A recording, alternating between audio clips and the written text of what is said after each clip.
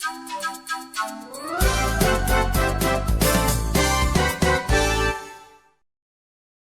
meeting. We will not be forgetting in a hurry. My name is Millicent Aroka and welcome to Impact. This is of course on your #1 channel and we love you for loving us back. That is Aroka Media, where we bring you impactful interviews. And this morning I am with Odoyo Owidi, who is the chair of the Lake Basin Development Authority. He's also an aspirant for Member of Parliament Kasipul constituency. Plus, he's a member of the Azimio la Umoja team. Thank you so much for hosting us, sir. Karibu and welcome, and may God elevate you. Asante. Asante sana. Now, well, this morning I'd love us to talk about so many things. The fact that you want to be member of Parliament for Kasipul, we will talk a lot about that. Let's start with Azimio. You know, it's the talk of town, so you being part of the team, we'd like to know so much. But let's just begin from the message. What is the main Azimio message that is being passed on to Kenyans? You know, Azimio is a Kiswahili word. Yes. But it loosely means the resolution to be united. We have resolved to unite. That is practically what it means. We want a one Kenya, that in which we move together, in which we care about fellow citizens and fellow human beings, in which we do things in the interest of a united nation. Wow. Now, let's talk about Honorable, how do you call it, Prime Minister? But Raila Odinga has been in the opposition for the longest time. Absolutely. And this time he is part of the sitting government. How do you think this will work to his advantage in the coming election? One thing that we need to know is that Raila Odinga does not need anyone's favor to be president. He just needs his popularity, his votes, his support to be protected from theft. In the past, Raila Odinga has vied for the presidency quite a number of times, but it is clear, it is well known, even to his opponents, that his victory has been stolen. The only advantage he will have in his dalliance with the current government is that they can protect his vote and he will win like he has always ever won. That is the advantage we have. So you feel that his problem has always been the fact that he's on the opposition side? Yes, he has been going against a sitting government. Yeah. But I also must warn his supporters, there's one thing they need to do. It is not enough for Raila Odinga to be the president of the Republic of Kenya. It will be beautiful, it will be good if he became a president with enough powers to drive his agenda for the nation. For example, if you don't give him enough votes, he will be almost lame duck, because the people who support his presidency, who will have voted him more, will keep on threatening, oh, we can withdraw our support. If you do not give him enough MPs, suppose he goes and now he wants to put into law, though I know it will be a policy issue of the 6,000 per month, but if he wants to put it into law, he needs the numbers in parliament. He doesn't need people who have come with fringe parties, independents, who can be bought by the highest bidder. So this is all his support base needs to need. That he's going to win and become the president is a done deal. But having people behind his back, because it was actually one of the things I wanted to ask you, because in a particular meeting you told people that, you know, this presidency doesn't quite have those powers if you're not having a majority of people elected under your party, right? So and this is what it means. And it is not just people. We have had large numbers of people elected to parliament. And when now the battle of defending your government comes, you have none on your side. They're not loyal to you. Not even being loyal. Yes. They are incapable of articulating your issues. Let me give you an example. Yes. Team Tanga works with about 6 MPs. Yes. And they are so eloquent that even if you don't like what they are saying, you will listen to it to the end. And they look like they are many. So the quality of legislators that we elect matters. Their ability to defend the government, their ability to debate in the National Assembly, their ability to defend the people who actually elected them, and their ability to defend the party that sponsored them is going to be very important going forward. Because Raila Odinga may be elected a president who has a very strong opposition, who has a man out with the daggers to remove him from power even after election, or to make his leadership weak, to see that Kenyans did not elect the right person. So we need very strong, articulate, and informed MPs going forward. Now, talking about the kind of informed people that we need to put into power, it brings us to the question of the roles of our different leaders, and the fact that seems like Kenyans do not quite know the job of different people.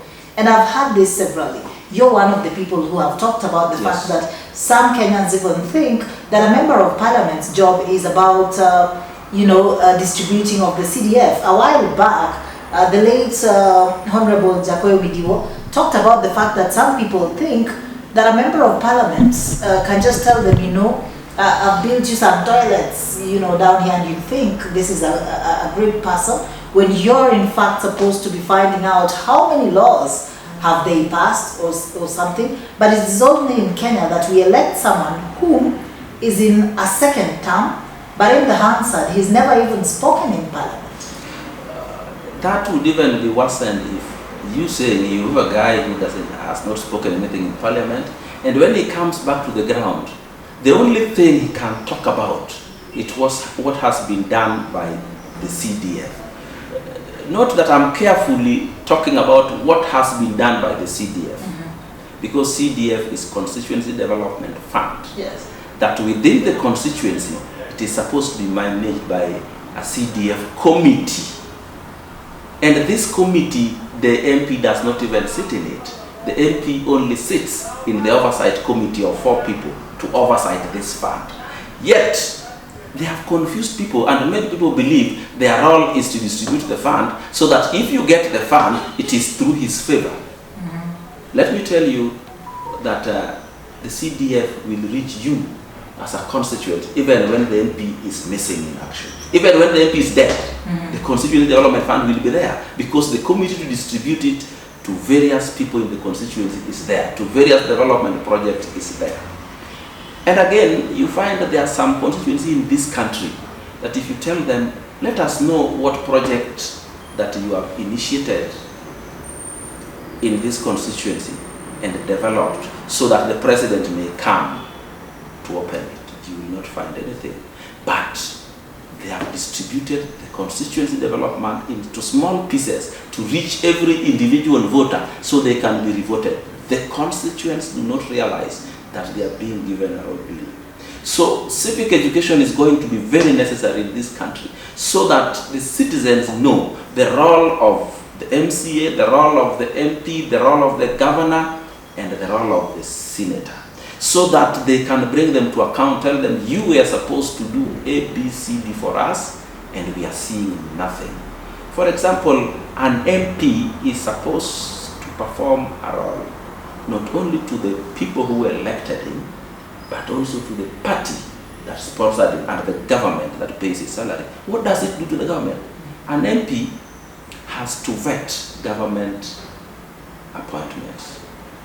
The MP has to oversight government officials. The MP has to sit and distribute the budget. They're the ones who approve the budget. The minister only brings what is called budget proposal. These things people don't know. And you see, the MP being a leader, people look up to him, and what he says is what the people believe is right. There is a constituency where everybody who didn't go to school properly calls a polling station a polling station, because their MP also calls it so.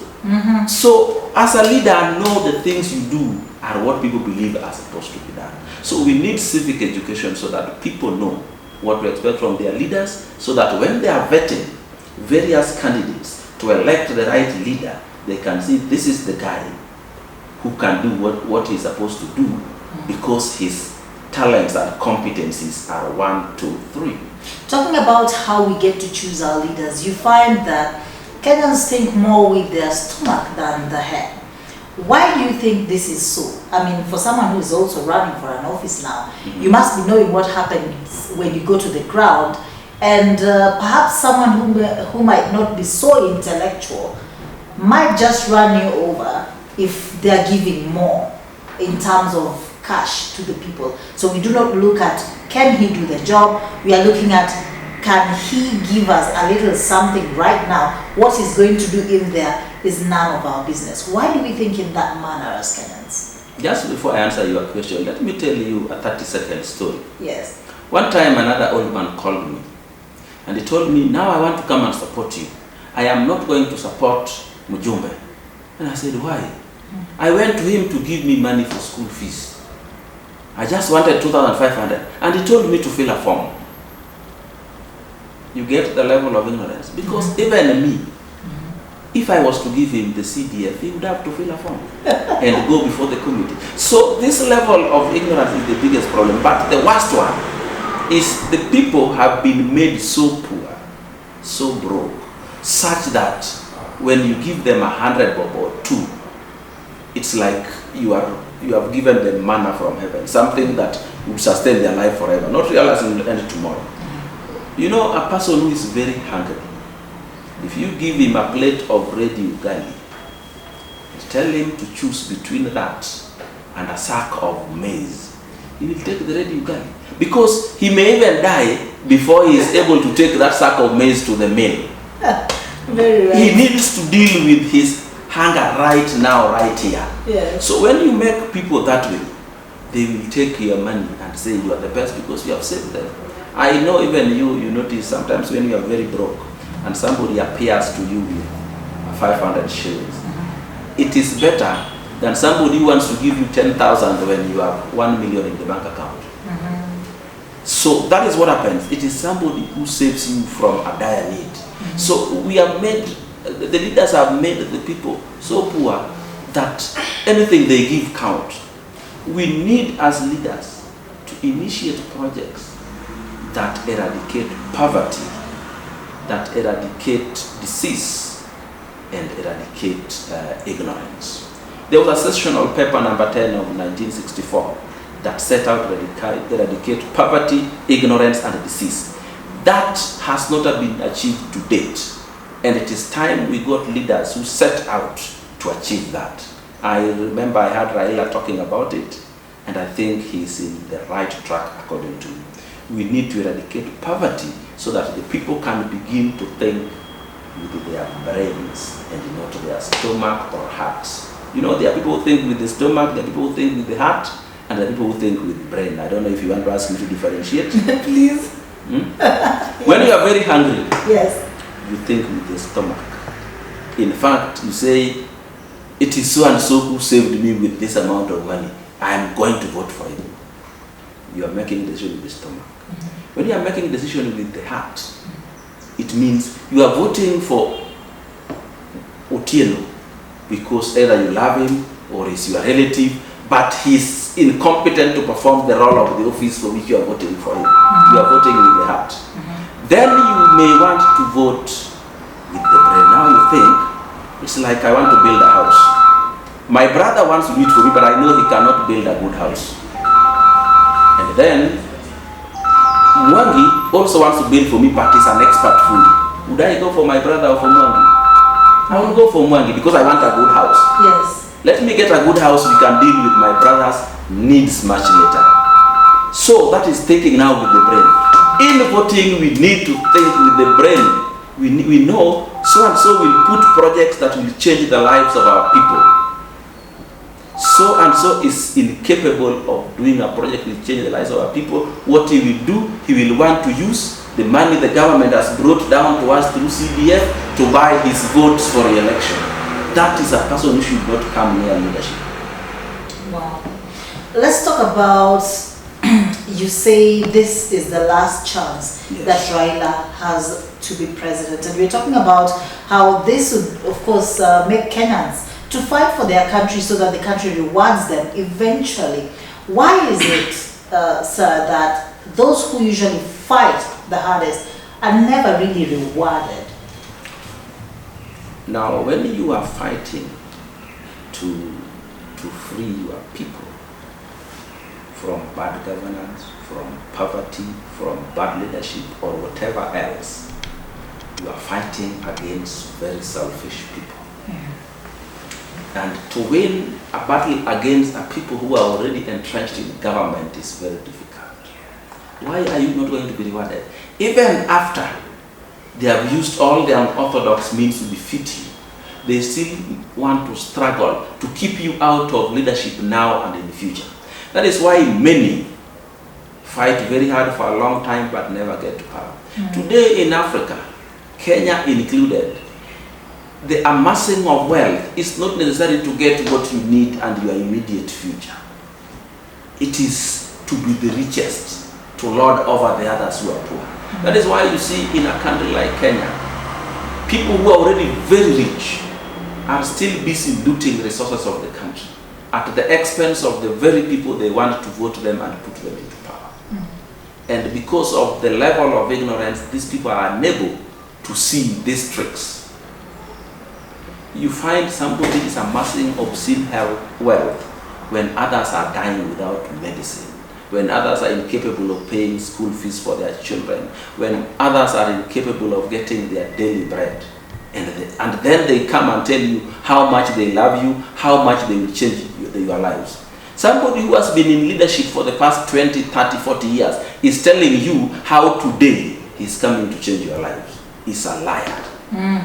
Is a lie. Because they've been there. They have been there. And even if there is somebody who stopped them from doing that, yes, you must have seen them trying to do that for you. Yes. When they were ministers, when they were MPs, or whoever position they were holding. So when they come now and tell you, this is the time they are going to make you rich, this is the time they are going to change your lives, this is the time they are going to lift you from the bottom to top, they are lying to you. Wow.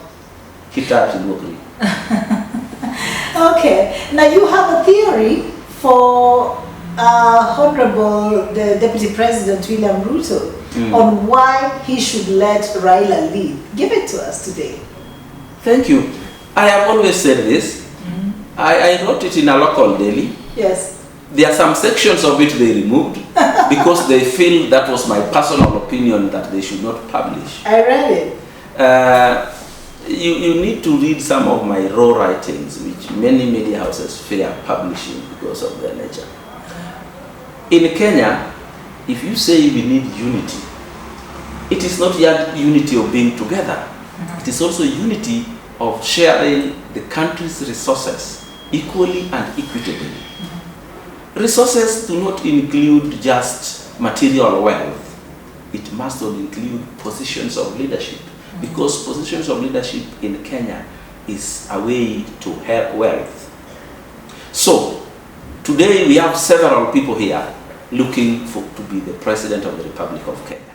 If we were to share this resource of leadership fairly, who would you fairly really wish was the President from 2022? Because these people, the one who has fought for this country, not for himself, not for his people, this country most, is Raila Odinga. William Ruto himself was in the university the same time as me. He was one academic year ahead of me. And he left the university straight into government and power. At a time when the president was everything, and he was a friend of the president. All these years, he has served in government, including now 9 years going to 10. As the DP, to come and tell Kenyans that Raila Odinga is coming from a dynasty, is a dynasty because his father was vice president for 2 years and so should not be president. He is forgetting to see that he has been the principal assistant to the president for 10 years and he still wants to be president. Do you see the irony? That irony is unparalleled. Look at his age. William is going to be 56 years when we go to the election in August, shy by about 4 months.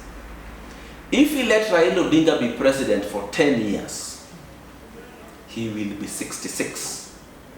That is the ripe age to be the president of a country like Kenya. A country with diverse opinion, diverse cultures, diverse people, spread out resources, and spread out levels of income. You have to tolerate all this, bring them together, bring the people at the bottom to the top. That needs the wisdom of age. Ruto will be best placed to be president at 66 going forward, and he will not lose his chance. Raila Odinga today is about 75.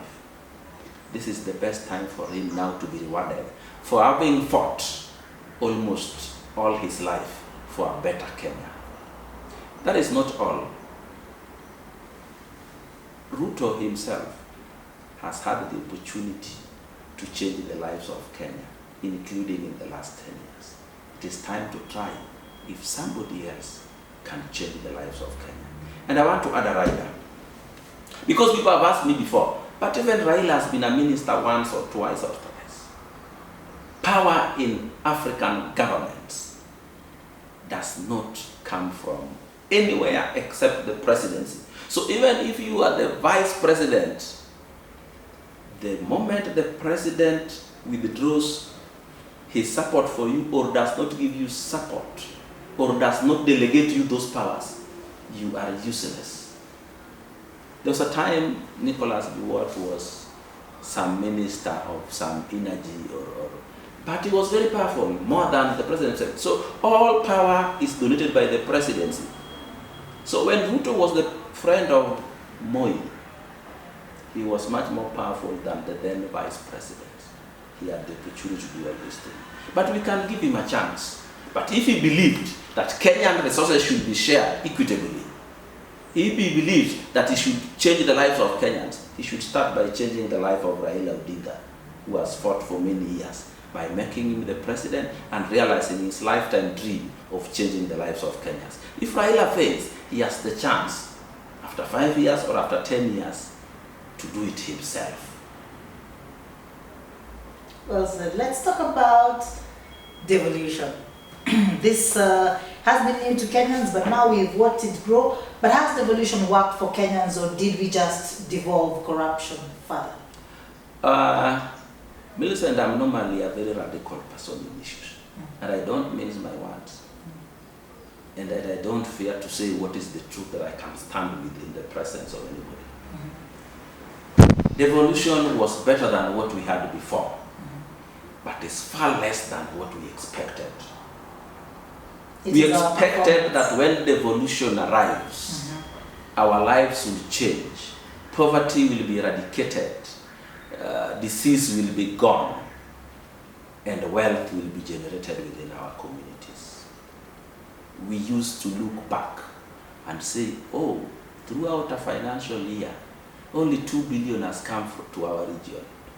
And now that it was going to be in law that several billions will go to several counties in our regions, we thought our people would be good. In fact, when I was growing up, I used to grow up thinking that the only corrupt people are people from other communities.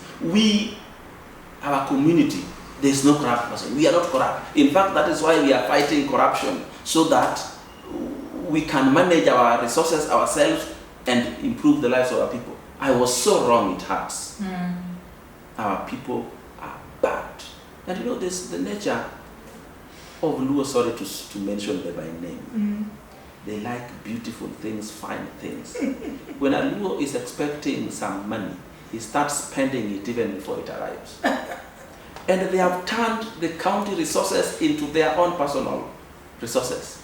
If you go to many of these Luo counties, you find the people in positions of power are building multi-story buildings, but the county from where they draw this fund have not a single structure going on. If you look at some of those counties, some I will not mention by name, you cannot point to one specific building that has costed even 20 million. Yet the officials are building hotels, they are building businesses, they are building hospitals, they are building resorts, they are adding wives, their daughters are moving in Prados all over, yet the people are so poor. But the most painful one is when they give you a contract that you see as you are going to build your own county, you do it and finish, and you spend your 20 million, and you expect to be paid 30 million, they will very quickly go and launch the project. They go and commission it. It is finished. They tell the people, look what we have done for you. We have built for you this beautiful road. We have built for you this beautiful market. We have built for you this beautiful structure. But the contractor himself has not been paid. The people he employed, you employed, are now going without food. They have no salaries. Your business collapses with your 20 million in it. Wow. Somebody is using this money to add wives. Somebody is, and then you find they painfully tell the people how they now want to be governors and they want to change their lives. It is very painful. It is very painful that you spend your money to do a contract for the government, and sometimes you borrow the money. Then you are not paid 6 years down the line, 7 years down the line, and they feel nothing about it. And we elect people's representatives, and none of them brings this to the assembly and have it as a national discussion. It is very painful. In fact, devolution has destroyed some people, not only economically, but even they have lost their lives. I know one lady in this city who built that green park there as a subcontract. 1 year later, she spent karibu 45 million. She has not been paid. And you see the government officials have gone there, launched the project, told the world how they are working hard, NMS is working hard, and they have built that thing. We need to insist that government institutions, when they give you a contract to do something, they do not take ownership before you are paid. And they do not do any other project until those who did the completed projects are paid. If that is not done, we are going to destroy this country, because we have now learned that in Kenya, only the private sector can have meaningful growth. That is why you see very large companies which are government are making losses. Same companies in the same industry which are private are making profits, and we are learning nothing from it. The late Chris Kirubi, I remember when he had an interview with Churchill of the Churchill Show, said, never do business with the government. I remember him saying that. Is this what he's really meant? He just forgot one word. In Kenya. In Kenya.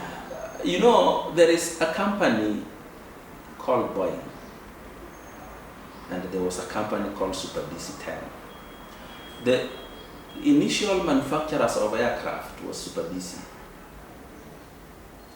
Then Boeing was way behind. But the day Boeing got government contract in the US to manufacture military jets, they overtook the Super DC. When companies like Microsoft got government tenders, they overtook the original computer manufacturers. I've forgotten the names. Government projects have lifted very many organizations. In Kenya, government projects lift individual government officials, not the companies which perform those projects. In fact, Kenya has reached a level that meaningful companies don't do business with the government anymore. And it has put us in another country. Today, major projects in the country are done by foreigners like the Chinese. You know what that means? Capital flight. It means we collect our taxes, the government pays to Chinese, the Chinese take them to China. We collect our taxes, the government pays Indian contractors, and they take it to India. So our job is to produce and let go. Just imagine if Kenyan contractors were the ones doing Kenyan roads, Kenya's mega projects, and the money circulates here, and the profits are within. It would be beautiful. The only thing that the government now and in future must rein on is payment of contractors and service providers to government. It will improve our economy, because the government can only collect taxes when transactions are done and complete. The more transactions we have, the more the government collects taxes. Every individual taxpayer in this country, whether it's an individual like you or corporate, the first shareholder in that business is the government. Even your own salary, the first shareholder is the government. The government should worry when collapse. The government should worry when contractors are not paid, when service providers are not paid. It may be a short gain for the individual government officials, but it's a long-term destruction for the country and the economy of Kenya. It's good we are talking about what the government needs to do, and it just reminded me about something on the youth who have been talking about the fact that they're not able to get jobs lately. And we even had someone ask for if we can now reduce the age with which people retire from 60 to 55 so that the youth can get more jobs. What do you think about this? That is lack of statistical presence. I call it lack of statistical presence because if you look at the number of people who would retire today and the number of youth out there looking for jobs, and also we must not run away from what is called the experience. If you bring a youth here today to take a job from a senior, you have to give him 2 years to gain the experience. The best way, because any money within circulation is all our money, whether it is earned by me, whether it is earned by the youth. What we need to do for the youth is to create employment opportunities. If you create a single factory, if you create a single business, you will employ several youth, rather than if you retire one person. What we need to do is, instead of giving government contracts to foreigners, let's get a few of foreign expertise to help train ours, and they do the contracts, and our people are employed, and the profit remain here for our people to continue investing here. Sometimes when I was a student, majority of the government road constructions were done by locals. There was even one called Krenyaga Construction. They used to do these roads, and the money used to remain here. But one of the reasons why why these other companies have become popular, because it is easier for them to pay kickbacks because of the current financial regulations. See, if you use a Chinese company, they will give you your kickback from China to your account in Seychelles. But if you use Gogoni Rajope, how will you get your 100 million kickback? And one other thing which I also want to say, the financial controls we have in this country are not good for our economy. A country like Kenya, which has no great natural resource like maybe gold, is not good to control money coming in and being spent inside. When money moves, every time money moves from you to me to him to others, the government collects taxes. Today, if I were to transfer for you 3 million in your account, by the time I go to the bank and convince them that I need to transfer money to you and present document, it will be 2 days. By the time you access that money to use it, you have presented reasons, agreements why I am giving you that money. It's another 2 days. 4 days. If these regulations were not there, I will send to you money to your account, now you will start using it. And when that happens, it is still easy for the government to trace. Owidi transferred money to Millicent, 3 million. Millicent, what did you do with that money? If they finally find. But to start restricting people from using their own money when nobody is claiming his money is stolen, I think is going too far. We are slowing down the economy. I understand now why so many people are still using cash. You know, if you have big money, it can't even be transferred to your account now. Yes. Wow. Yes. Wow. And today, you are telling me I need to explain what I'm going to do with the 1 million shillings when a TV costs 1.5 million. A modern TV, befitting a modern person. Wow. And they are sold in supermarkets. So, and you are not going to buy it by a check.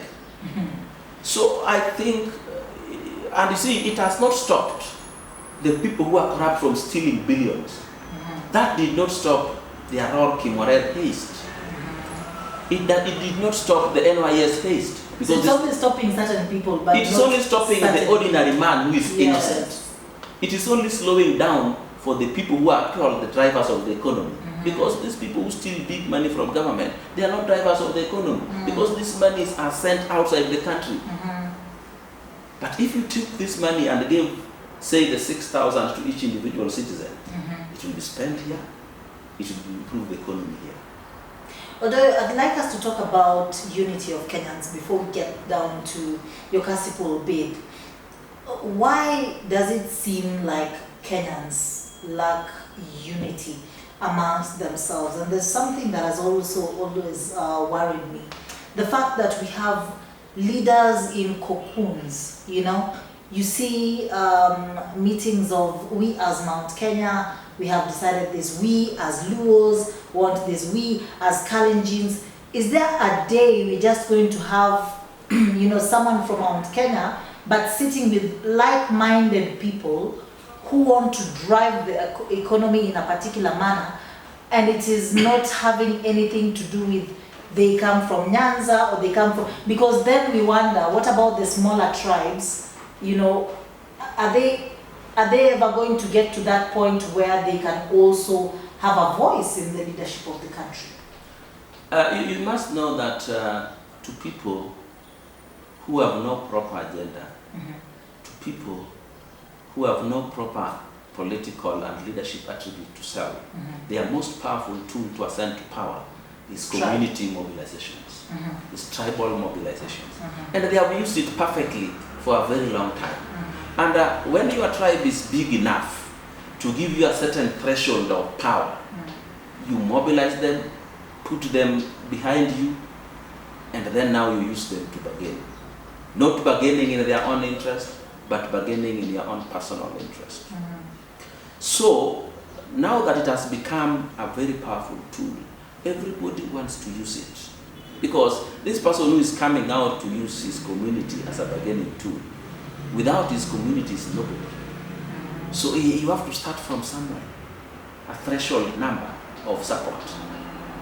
And as I tell you, community mobilization, clan mobilization, tribal mobilizations is the most powerful tool in politics. It's a shortcut to leadership. And normally it depends on who first goes to appear to mobilize his community, to tell his community that with me in power you will get everything you want. And they do certain things in such a way that they are going to believe that if he's in power, that is the only time we can benefit. Let me tell you an example.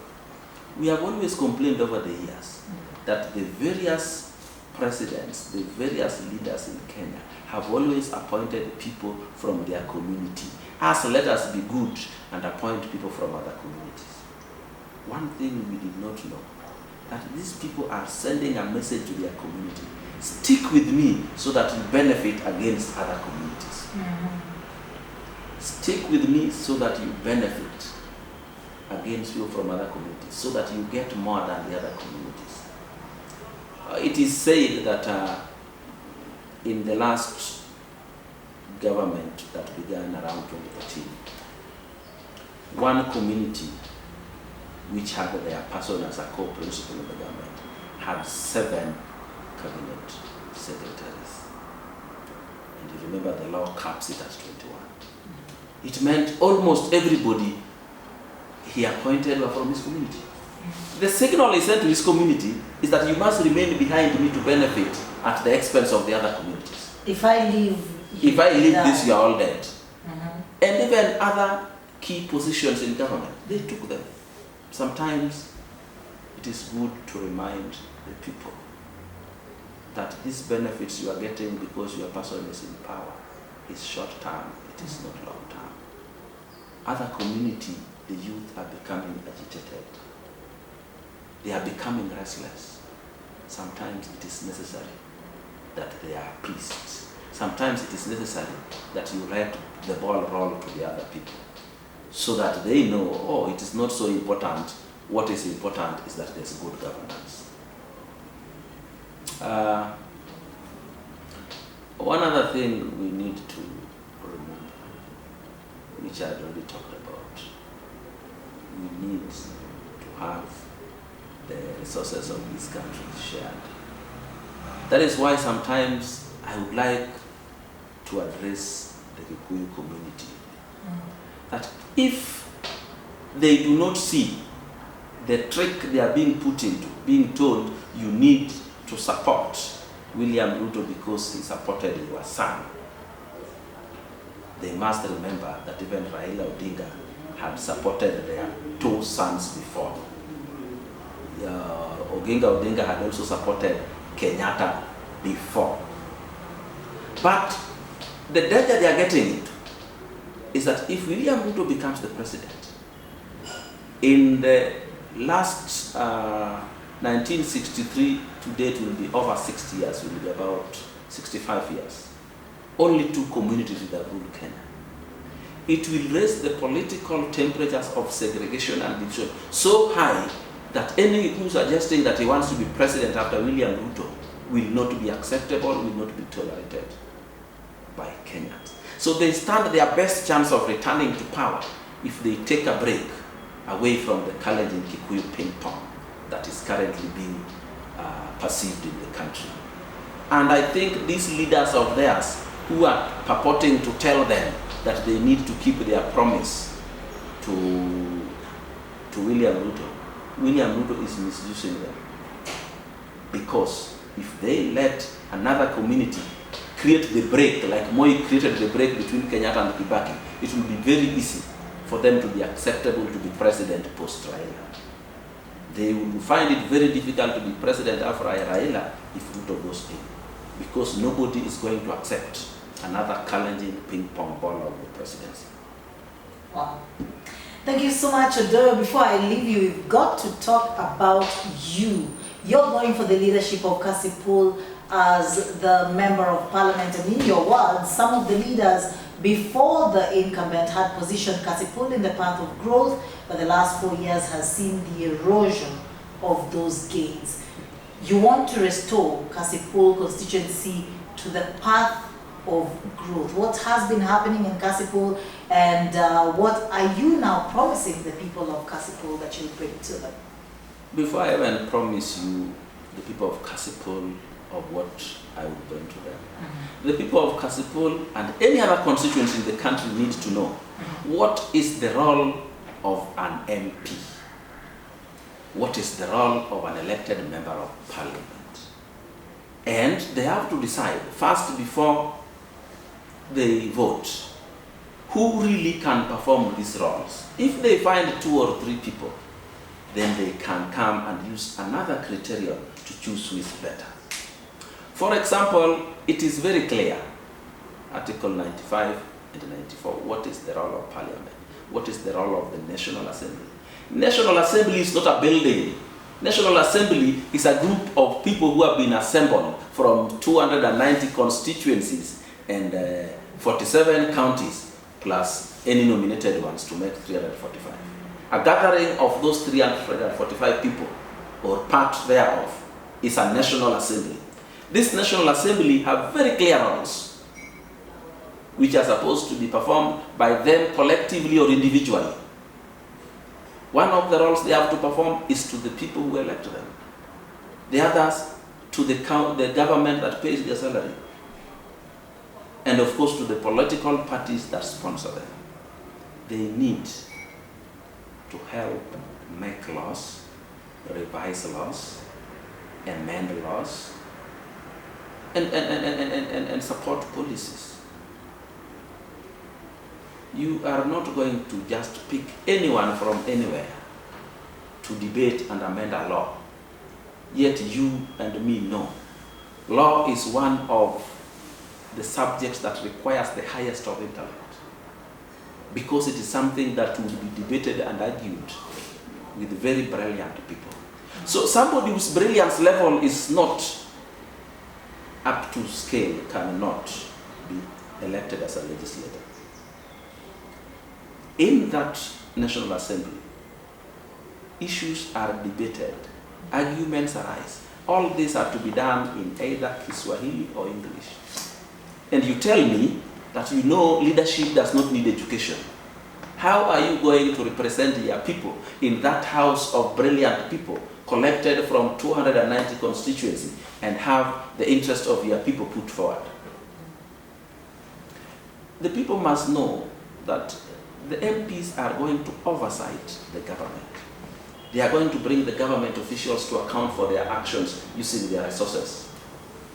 You're not going to pick anyone from the street to go and oversight Professor Magoha.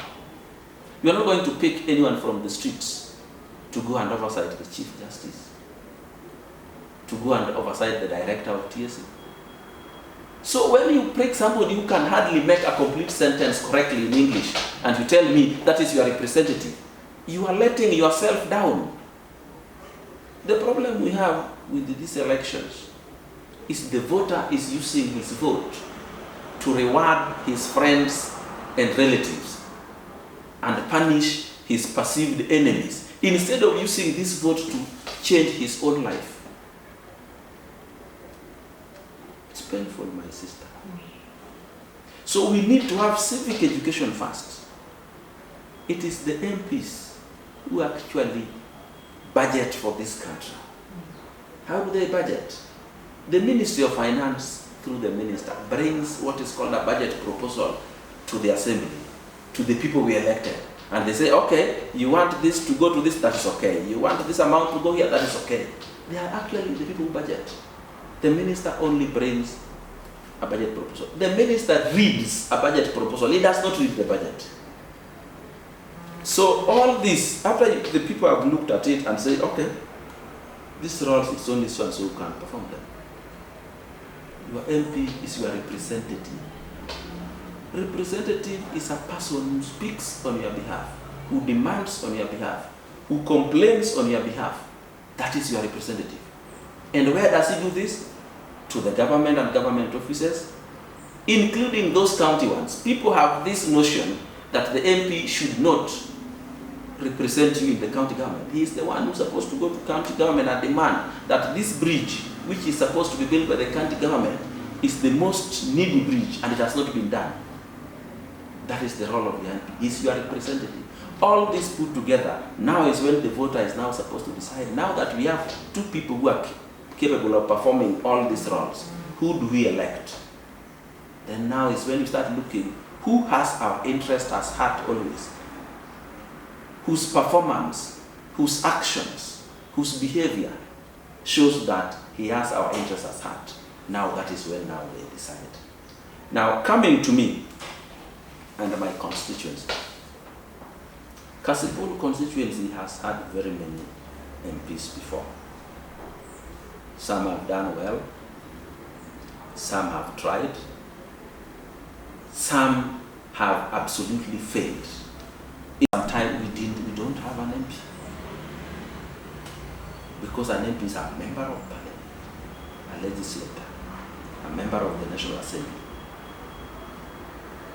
If you find you have an MP that the only time he opens his mouth in the National Assembly to say anything, he has a paper in front of him he's reading, he's incapable of representing anyone anywhere in this country. You need an MP who can sit in parliament, listen to the debate at Sons of Other Communities debate, and presses his button. Now that buttons are pressed, in the past they used to carry their hands, yes, and say, this is my contribution to this debate. Mm-hmm. Because a constituency has very many people capable of representing them. Get one who can have the presence of mind and understanding to understand what is going on in that National Assembly to represent your interests at that point in time without going to somebody to write for him what to come and say. But when you have an MP that the only thing he has ever said is a question that was written outside Parliament and he reads it in. It's a petition that was written by some lawyer in the back street and he comes and reads it in. And after reading it, he sits down without even an off-the-cuff statement. That is not fit to lead anyone. That is not even fit to be an MCA, because an MCA can perform better than that. And sometimes, when you have an underperformer as an MP, you will get so many other people now wanting to be MPs. Because they think, if so and so became an MP and his life changed, then even me, I can. Yeah, they don't understand. Yet you are just going to exchange another non-performer with the old non-performer. So look at them. You find somebody is running to become an MP and he has never been even in a media debate for 10 minutes to be asked a question and answer, to argue a national issue in a national language. And he's here telling the people, if you elect me, I am going to make sure everybody has CDF. CDF will be there with or without an MP. I am going to make sure ABC is paid. An MP is not a contractor. Contractors are there and will contract with or without them. I am going to ensure every old man gets NHIF. The CDF Act allows the money to be used even to pay for NHIF. And it is not the MP to do that. It is the CDF committee. So, if you are incapable of doing the higher roles of an MP, the intellectual roles of an MP, then you come and bend down here to want to do the works of a clerk as an MP, of distributing CDF to 4 people, to 3 people. You are not fit to be an MP. You can get another job to do. There are many jobs one can do. In fact, you can remain in the constituency and be appointed the CDF manager. You can remain in the constituency and be a member of the CDF committee. But the higher role of an MP needs a complete intellectual. Which you are. Which I am. And I have demonstrated it for over 10 years. And you know, sometimes when media houses call me to go and give my opinion on the issue, it means they have noted my ability to debate. And that is what required in the National Assembly. That is what my party probably will need of me. Others can play other roles. And it requires somebody who can face the people, who can face a camera and say, this is the right thing that ought to be done. So even if you are not doing it, it is what is ought to be done. If they don't agree with it, let's create a debate out of it and argue our case going forward. And that is what is required of a proper legislator. So my people in Kasipur must know that distributing CDF using partisan committees is not the role of an MP. The MP, the one they have, and has not performed this role. Unfortunately, the people who have queued to replace him have not queued him to replace him because they are better. They have queued to replace him because they believe even people who are incapable of performing the role of an MP can still be elected if they are lied to enough. Wow. This is so good. You've talked about the fact that you'd be there to represent your party, and you know, going by this, your party is really in a big problem this time. The governorship of Homa Bay is in the limelight with, of course, ODM strongmen fighting for it. How has the county performed now that you come from it, and what kind of a leader do you think they need this time around? Homa Bay has had one governor in the name of Millicent Aroka. His term has come to an end. He has performed his role to the best of his ability, and we have to give him a send-off and thank him for having governed Homa Bay for the period. Going forward, we need to look at the resources that will be sent to Homa Bay. And we need to look at who can plan with those resources, strategize with those resources, and implement sustainable poverty eradicating, disease eradicating, ignorance eradicating projects in that community. You know, good planning is like this, my dear. If you have 5 possible projects to implement, good planning requires that you give those projects priority. Which one has the top priority to change the lives of the people? If you have a stadium to build, a referral hospital to build, and a school to build, which one do you start with? Common sense tells you start with the hospital, so that the people can live long enough to see and go to the school which is next. The stadium can come last, it's a luxury. That is called planning. Another aspect of planning that you need to know when you are going to elect a leader, a governor, is somebody who has the presence of mind to think, where do I build a stadium, where do I build a market, and where do I build a bus park? If you do not have the reasoning to say you need to keep the stadium away from the town center, you need to keep a bus park off the main road so that there is no congestion, you need to keep a market where in a place which is easy to access. Those are planning issues that requires clear presence of mind. So, do we have such people around? Or we just have people who are looking for opportunities to loot more money? If you find somebody who is going to do a project which is going to give him the highest commission and not a project which is going to change the lives of the people most, forget about him. Let me tell you another aspect of planning. If you want to build a factory, and you have thought my people needs a factory to employ the youth, you need to have proper planning of where the raw material of the factory will come from, where the end product will go to. I mean, both the presence of market and the distribution into those markets. It is called end-to-end planning. You don't wake up one day and tell me, you are my people and I am going to give you rice meals. And we don't even grow rice. And we don't even know where we are going to get the rice paddy to mill there. And we don't even know where we will take the already milled rice. Or I am going to give you an irrigation scheme. I'm going to irrigate your land. When the land, even if irrigated, can produce nothing.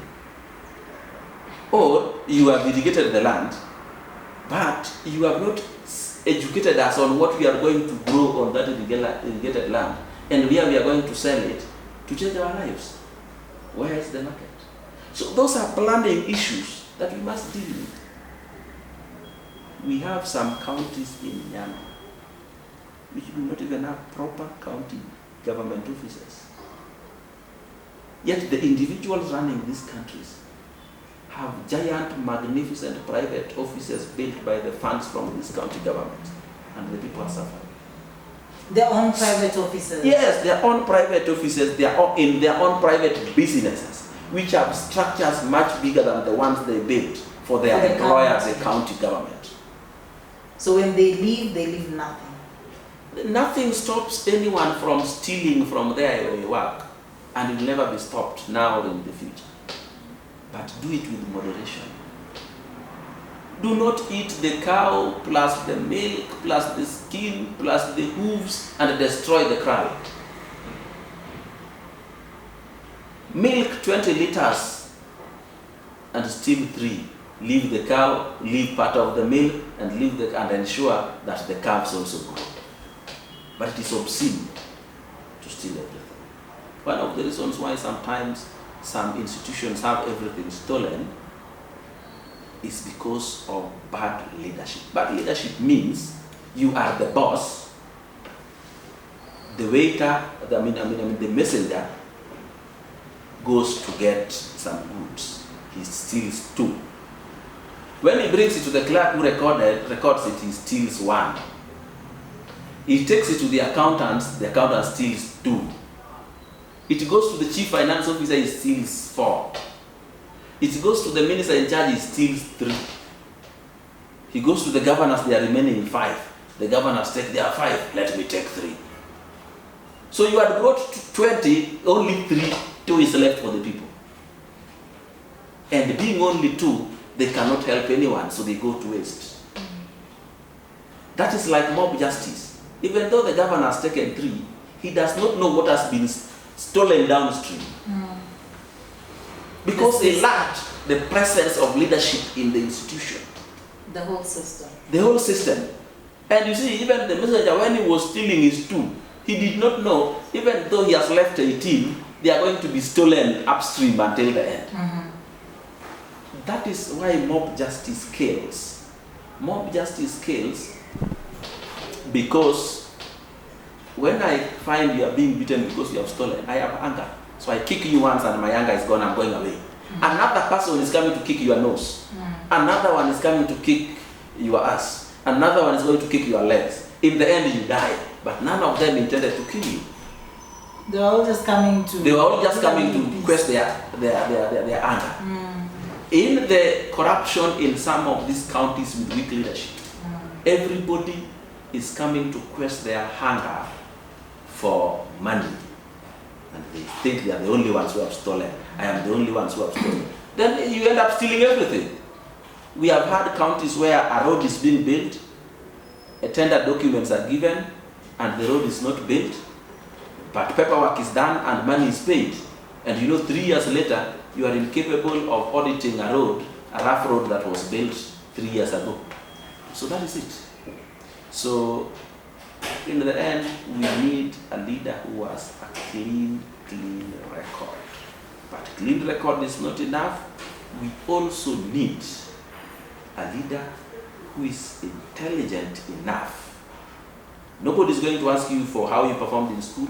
Your intelligence is seen from the words that come off your mouth and your actions. And your intelligence is the one that is going to determine your planning, your strategy, your implementation, and final delivery to the people who will elect you to preside over their health, wealth, strength, resources, culture, and laws. Great. How I'd love to leave. But probably you'll have a minute or two to tell us a few of the things that have happened during your helm at the Lake Basin Authority. Development Authority. I would have thought you are biased because you need to tell the people that this is not an ordinary man. Yes. It may take a few minutes, but yes. Listen. Yes. I was appointed chairman of Lake Basin Development Authority 12 July 2018. And I was appointed after recommendation by Raila. He even told me, we are going to appoint you. And I said, thank you for the responsibility and thank you for trusting me with such an organization. When I walked into that authority, I found they owned a rice mill. Lake Basin Development Company runs that rice mill. I also found they had built a mall. I also found that there are other institutions around the company. The rice mill was in cobwebs. There was no rice to mill. And I set out to find out, why don't we have rice to mill? And I can see rice all over, and people are even complaining. Kumbe, what was happening is the farmers were not delivering rice to this mill because, like all other public institutions, you deliver your rice today, you search for your money for 6 months, walking back. Then this rice has been in the shamba for several months earlier. Then you harvested, dried, and put them in sacks. So 1 whole year, you have not been paid for rice that you worked very hard. So they chose to deliver their rice to middlemen or buyers from Uganda. This is one thing that I was not told at the authority. But when I discovered it was the case, I decided that what I am going to do, I am going to set up a revolving fund that is going to use to pay the farmers in time. When that did happen, the mill was full with paddy rice to mill. Now we ran into another problem. The mill now had no capacity to mill the rice paddy that had been delivered. So I set out on another mission to bring a high performer rice mill, which as we sit here today is currently being installed. If Lake Basin Development Authority was not a public institution that you decide today we need a new mill and it's delivered the next day, by now we will be milling with it. But nevertheless, by February, that mill will be up and running and milling much more rice throughout the region, right from Busia to Budalangi to Migori and Moroni. Any rice will be absorbed by that mill. That mill is now up and running. Then came the Lake Basin Mall. I discovered the biggest problem that was making that mall not being occupied was bad publicity. As simple as that. Serious problems have very simple solutions. That is a multi-billion project that was lying in waste because of a basic simple thing. There was some investigation there that some people were corrupt in it, they had eaten the money of those things. I told them, as far as I'm concerned, I can see a mall standing here. So if you are telling me that there's somebody who had stolen all the money that was used to build this mall, then explain to me where this one standing here has come from. So you better either arrest the person you think looted money for building this mall, take him to court so that this mall can be free to do business. But each time you're trying to get an international tenant to open a supermarket or even local one, they Google and they find very negative stories online. And there's nobody as cautious as a businessman who wants to invest large sums of money. They will not. So I pushed EACC enough, and they arrested the people they thought were culpable. And today, the mall is free. We have it 35% occupied, 72% booked, and sooner or later, after Corona disappears, we'll have a full, vibrant mall, the largest mall west of the Rift Valley. The only mall in Kenya where all parking is covered. When you go to shop, you don't go to the basement, but you also don't get rained on as you walk in and walk out. It's the only mall with the largest lawn in its compound that you can sit with your family, loved ones, and enjoy. So this is how we solve basic problems. There are also other issues. So after that, I think the government thought, what? This new management of Lake Basin Development Authority is great. So we are going to hand over to them the management of the hyacinth in the lake. So the management of hyacinth in the lake was taken from the Ministry of Environment, including the equipment, and handed over to Lake Basin Development Authority. We have already sent to the government a proposal of how we want to go about it. And we are waiting for funding. And we will see people who are serious about public development and issues. Before we even could settle on that, the government decided again, with the Lake Basin Development Authority being the authority that we are seeing, changing things, changing lives, making things work, let's return the Oloch Kimira irrigation scheme to them. And that was done again in September. So that is how my job at Lake Basin Development Authority has been. And today you can run around Nyanza, around part of Rift Valley, and see our signposts everywhere for projects well done. When the president came to Kisumu, our engineer was standing out and was awarded for developing a water project that you use an ATM card to get water. Wow. Congratulations. That's Odoyo Owidi for you, the chair of Lake Basin Development Authority. He's also aspiring to be the member of parliament for Kasipul constituency, and is also a member of the Azimio la Umoja team. Thank you so much for hosting us this morning. Thank you very much for giving me an opportunity to tell the world what I believe in. Asante sana. My name is Millicent Aroka, and this is Impact, right here on Aroka Media, where we bring you impactful stories that change your life in one way or the other. Remember to like, share, and subscribe to this channel and get to know more stories like this one. Thank you.